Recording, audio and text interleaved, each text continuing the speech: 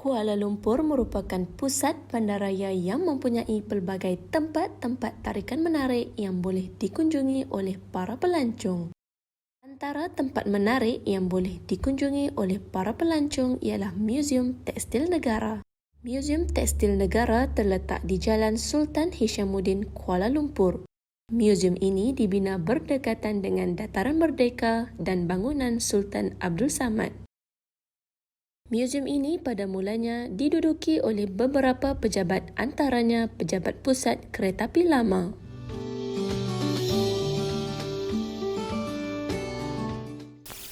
Bangunan ini telah dibina oleh A.B. Habib, di mana beliau adalah merupakan salah seorang arkitek yang sangat termasyhur di strata dunia lah.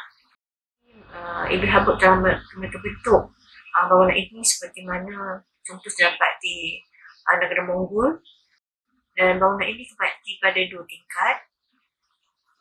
Bangunan ini terdapat beberapa kubah. Kubah induk ada di tengah dan kubah di penjuru kiri dan kanan bangunan ini terdapat kubah kecil yang sebagai menunjukkan bahawa ini adalah bangunan yang merupakan bangunan sejarah. Di dalamnya terdiri pada 2 tingkat, mana tingkat bawah sekali dijadikan utama daripada galeri, iaitu daripada tetap dinamakan sebagai galeri Pohon Budi dan galeri Pelangi. Manakala tingkat atas, iaitu galeri pertama, terdapat lagi 2 galeri tetap dinamakan sebagai galeri Teluk Berantai dan galeri Ratnasari. Dan salah satu lagi galeri terakhir adalah galeri sementara yang dinamakan sebagai galeri Saindra, di mana galeri ini adalah merupakan galeri sementara bagi penggunaan pelbagai guna.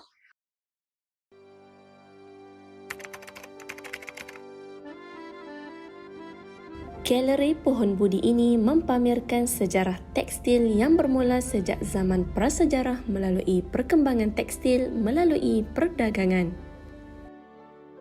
Muzium ini turut mempamerkan teknik pembuatan tekstil secara tradisional seperti teknik canting, teknik conteng dan teknik teritik. Ruing merupakan salah satu teknik tradisional pembuatan tekstil. Teknik ini digunakan untuk meleraikan segulung benang dengan memusingkan secara perlahan alat yang dinamakan rahat dan benang dililit ke sebatang buluh yang dinamakan pelenting. Tenun Pahang Diraja merupakan salah satu pembuatan tekstil secara tradisional. Proses ini menggunakan alat tenun yang dikenali sebagai kek siam.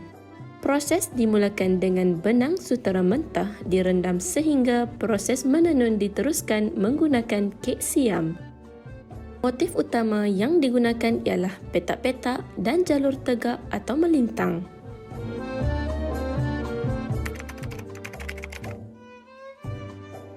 Baju kurung, baju Melayu dipakai anggun orang Melayu.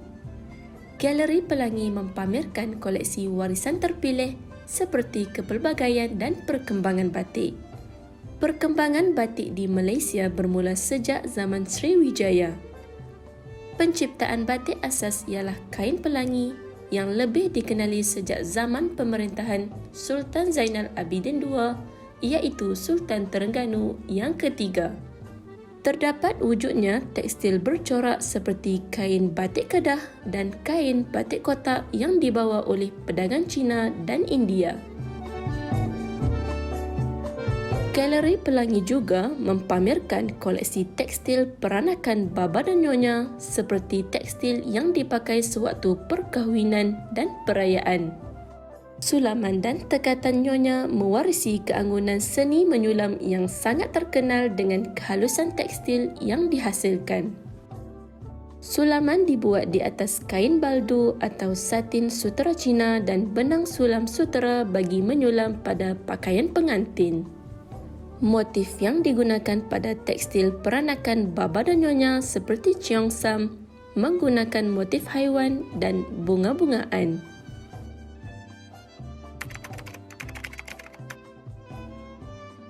Galeri Teluk Berantai mempamerkan beberapa koleksi khazanah warisan Melayu seperti tekatan benang emas. Tekatan benang emas merupakan teknik sulaman dengan menggunakan benang emas untuk menghasilkan ragam hias pada fabrik. Tekatan benang emas telah bermula sejak zaman keagungan Kesultanan Melayu Melaka. Tekatan ini biasanya dihasilkan pada baldu merah dengan motif utamanya iaitu flora seperti bunga-bungaan. Kain tenun menjadi pakaian raja-raja dan pembesar Melayu sejak tahun 1800. Kain tenun pahang direka corak jalur melintang bersaiz lebar dan biasanya ditenun dengan warna-warna yang lembut. Kain tenunan digunakan sebagai samping atau sarung.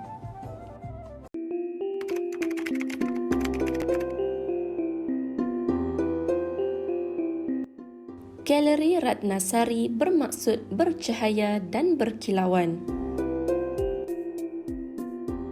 Galeri ini mempamerkan perhiasan diri daripada kepala sehingga kaki bagi setiap kaum di Malaysia. Perhiasan diri seperti mahkota diperbuat daripada emas dipakai oleh puteri dalam majlis khatam Al-Quran. Mahkota ini diukir menggunakan motif sulur dan bunga pecah empat.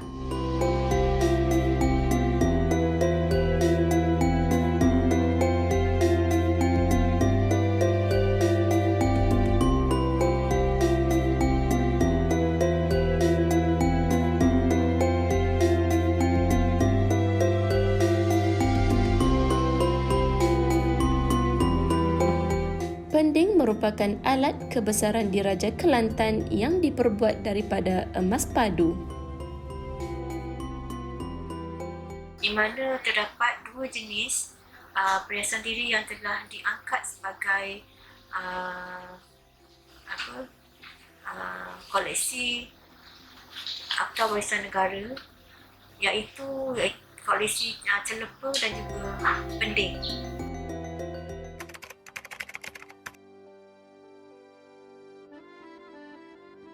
Galeri Saindara merupakan galeri sementara yang digunakan sebagai pameran sementara atau tempat perasmian atau program dan bengkel. Pameran motif dan reka corak tekstil yang diadakan daripada 7 Julai 2022 sehingga 31 Disember 2022 bersama Universiti Teknologi Mara UiTM.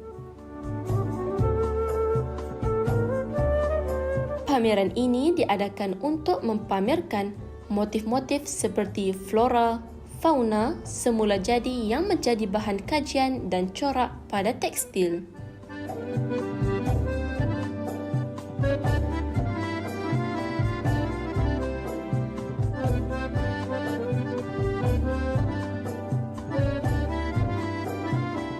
Pameran ini bekerjasama bersama Universiti Teknologi Mara UiTM Cawangan Kelantan, iaitu pelajar-pelajar tahun akhir dari pengajian seni kreatif bagi menonjolkan kreativiti mereka. Hasil karya yang dihasilkan telah diinovasikan oleh pelajar-pelajar ini dengan menonjolkan kreativiti mereka dengan mengolah reka corak lama kepada baharu. Hasil karya yang dihasilkan masih mengekalkan ciri-ciri dan identiti motif-motif tradisional tanpa merosakkannya.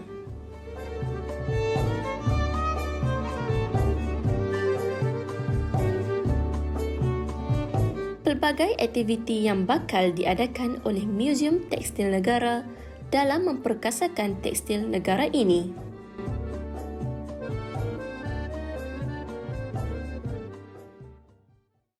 Museum telah menyediakan beberapa aktiviti sampingan kepada pelajar untuk sama-sama memberi satu pemahaman yang lebih dekat lagi. Dan ini salah satu yang dirancang, yang telah dilaksanakan oleh pihak museum.